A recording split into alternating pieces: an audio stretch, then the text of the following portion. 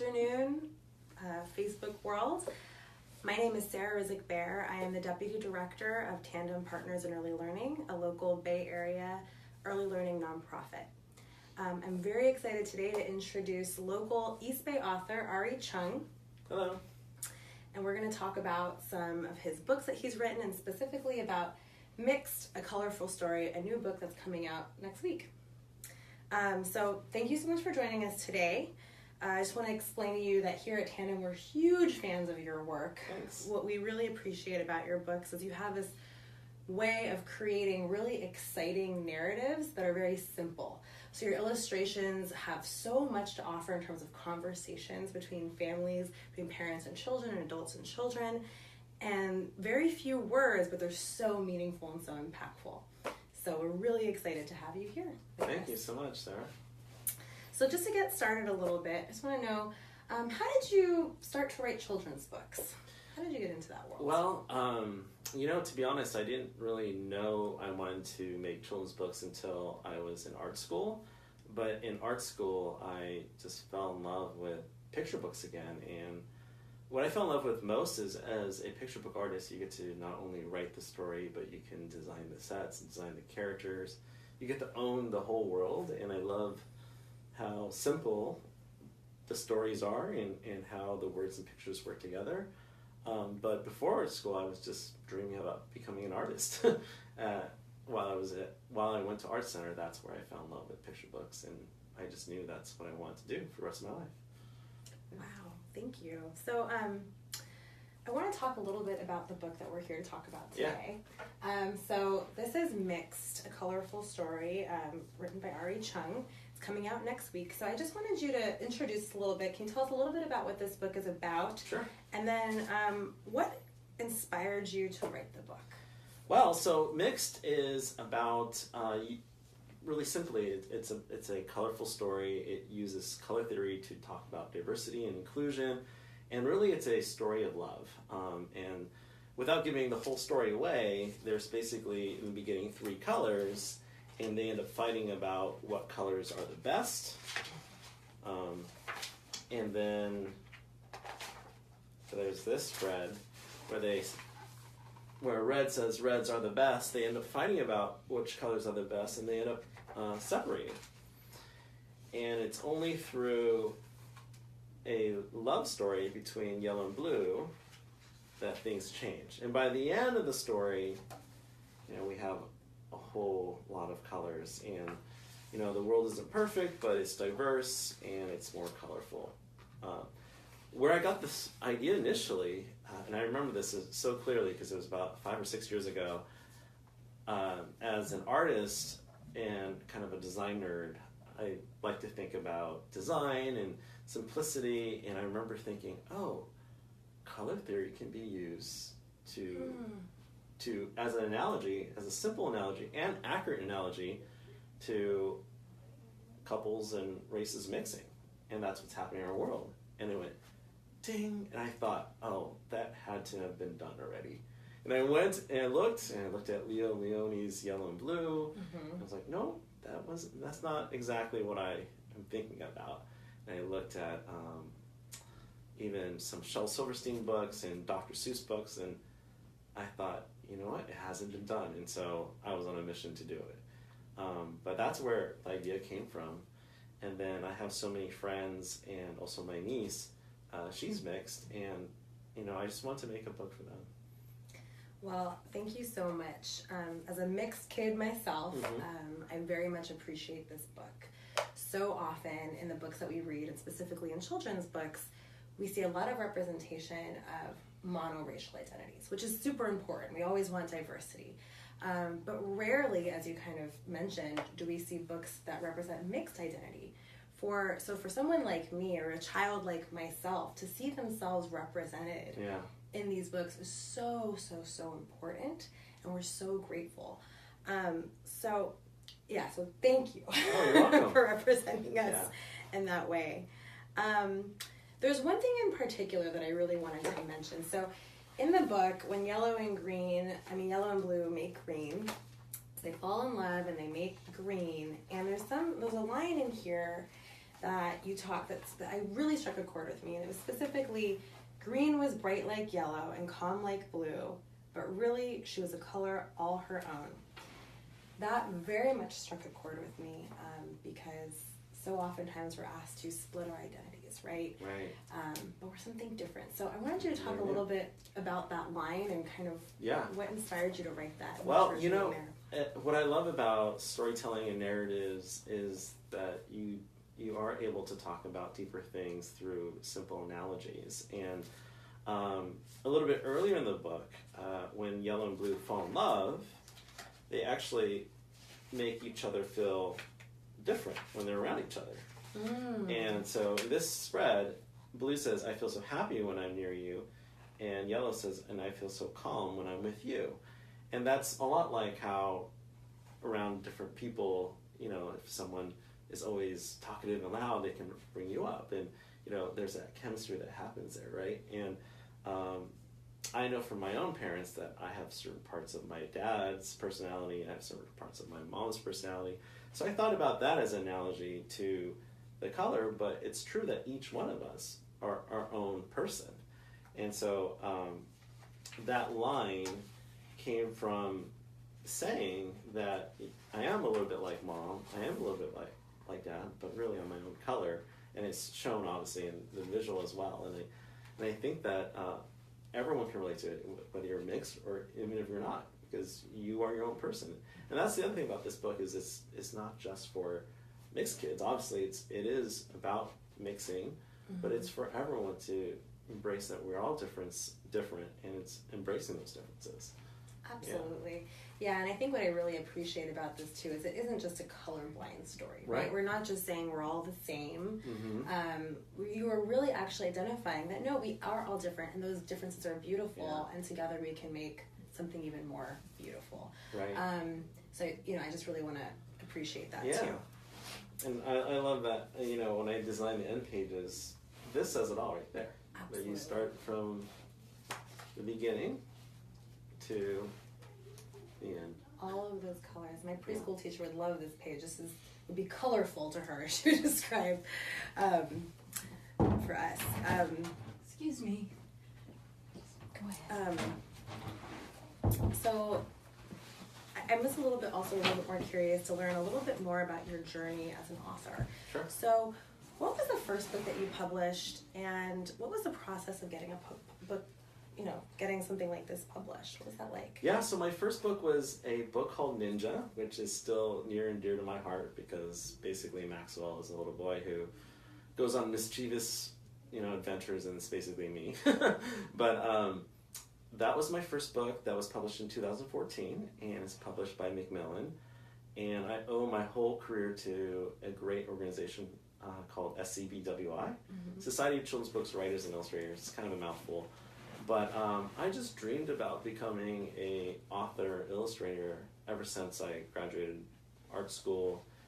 You know, I thought I knew how to tell a story, and I really didn't. And it was through going through lots of conferences, making lots of dummies, doing lots of studies, master studies, that I was able to slowly build those skills up.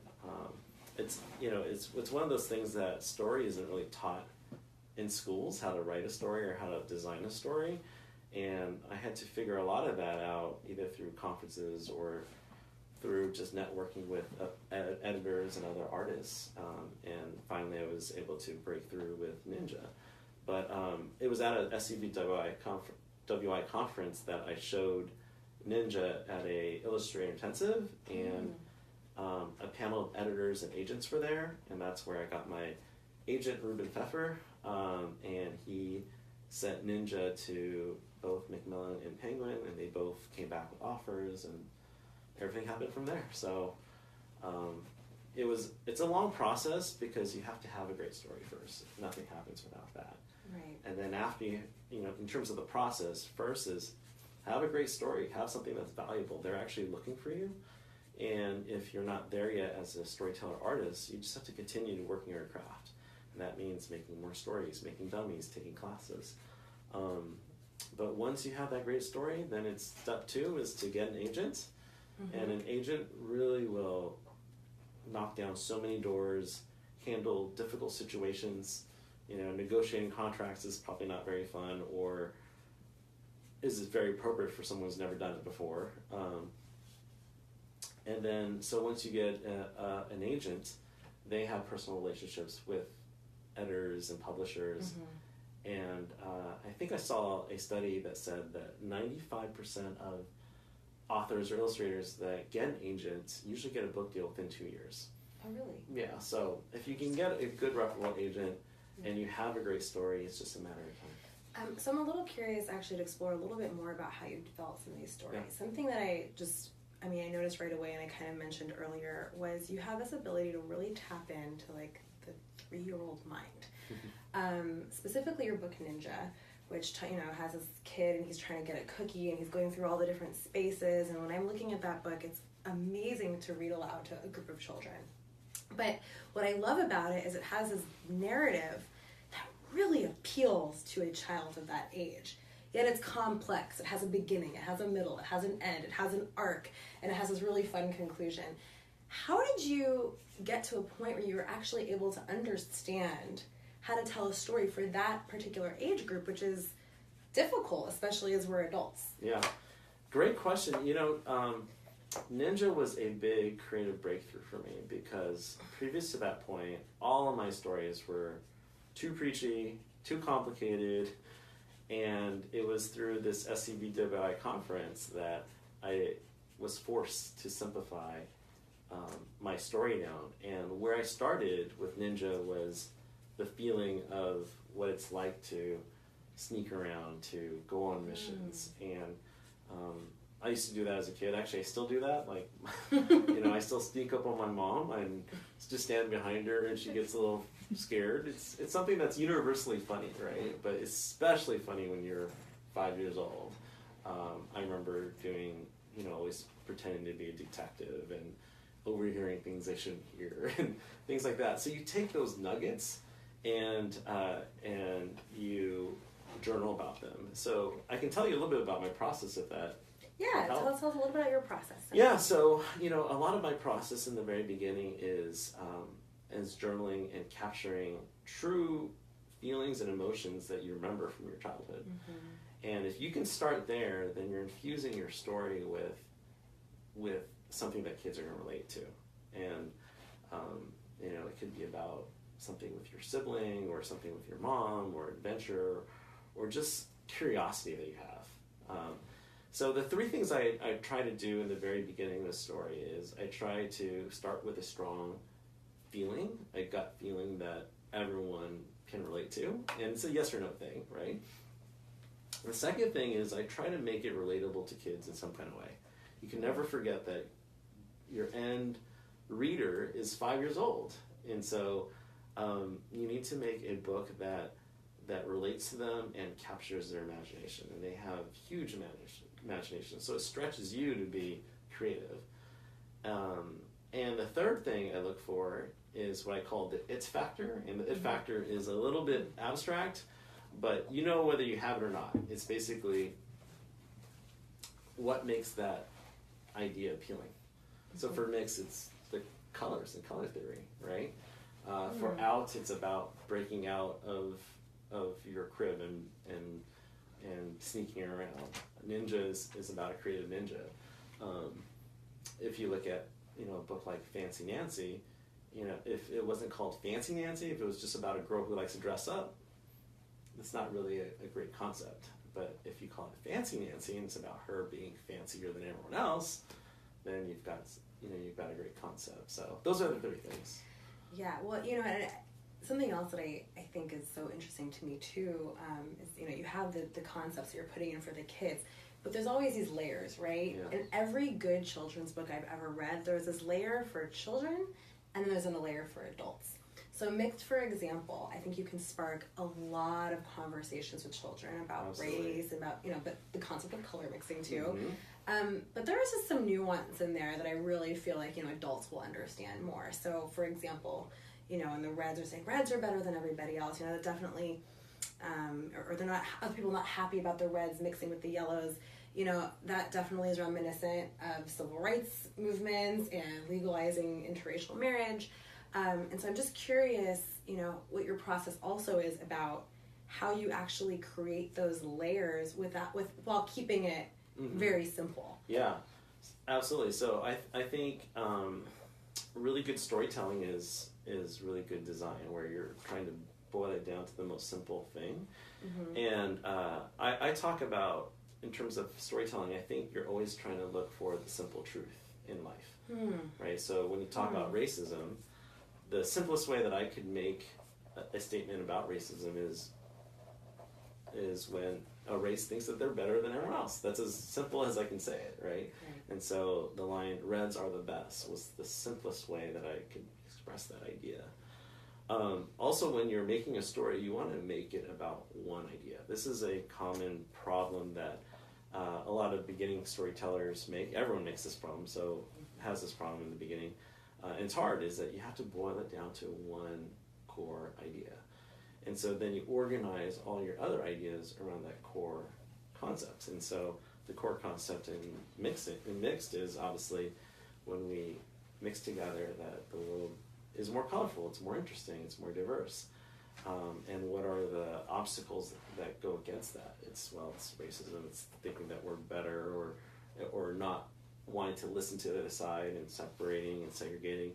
And so you brainstorm those themes around that core concept that you have that gets you at your heart, that's true. And then you start constructing the story around those elements. Does that make sense? It does. It is really, really interesting. I'm so pleased that we get to get in on this insight. So, you know, just to wrap up a little bit, we always ask every author that comes to Tandem, we always want to know from our wonderful authors, what was your favorite children's book as a child? Oh gosh, you know, I love so many. I mean, I definitely loved a lot of Shel Silverstein's books, The Missing Piece, and I think, you know, he's somebody that actually inspired Mix because his stories were so simple and they had such deep meanings. Like The Missing Piece is about love and feeling that emptiness, but you're still rolling and keep looking for that other person. Or The Giving Tree, for example. I also love The Lorax. I think it brought new awareness as a child to our environment. So I love those kind of books, of course, Where the Wild Things Are, that stretch my imagination, and I just would never forget those monsters and swinging on trees. I wanted to be in that world. But those are three. So those are three that really touched me as a child and makes me the artist I am today. It's beautiful. Thank you so much. So for the Facebook world, we want to know, Mixed, when is it coming out, and where can we purchase it, as well as some of your other publications? Yeah, so Mixed comes out July 3rd, so just before my birthday. Oh, great. Perfect. And it should be available at bookstores everywhere. So if you've got a local independent bookstore, please support them and shop local. You can also buy on Amazon, and you can also get signed copies on my own website, arree.com, arree.com. And I have one other thing I want to tell everyone about is, please. So one of the things I'm passionate about with this book is that the families, mixed families, are basically what America is. And there's so much discussion around how divided America is right now. And so we're starting this, what we're calling My Mixed Family hashtag. And we're going to be, I'm shooting a bunch of friends and videos of just mixed families. And we're just going to share our story of what our families are like and changing that discussion around America right now, because there is so much negativity about, you know, whether it be about the borders or such negative talk about other cultures. And I frankly just don't relate to it at all. And I want to, you know, I want to change that discussion with just not only this book, but with us making videos about it. So look for the hashtag My Mixed Family. And if you are inspired, I want you to shoot your own video with your own family and just tell your own story And that's how we'll change this discussion together. Wonderful. Thank you so much for joining us Thanks. today. Thanks. Such a pleasure. Yeah. Appreciate it.